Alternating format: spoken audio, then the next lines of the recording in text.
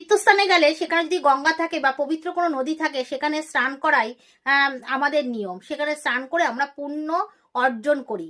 কিন্তু এই যে স্নান করার সময় যদি এই দিক মানে এই জিনিসগুলোর উপর যদি আমরা খেয়াল না রাখি, সেই কাজগুলো যদি আমরা করেই ফেলি, তাহলে কিন্তু আমাদের পুণ্য থেকে পাপটাই কিন্তু আমাদের সঙ্গে করে আমরা বাড়িতে নিয়ে আসব। তাই জন্য খুব সতর্ক থাকবেন, এই ধরনের কাজ কখনো করবেন না। আপনি গঙ্গা বা কোনো পবিত্র নদীতে যখন স্নান করতে যাবেন, যদি ভুলে আপনার মুখের মধ্যে জল চলে আসে, সেই জলটা কিন্তু আপনি গিলে খেয়ে নেবেন। সেই জলটা কিন্তু রিটার্ন সেই নদীতে বা গঙ্গায় ফেলে দেবেন না।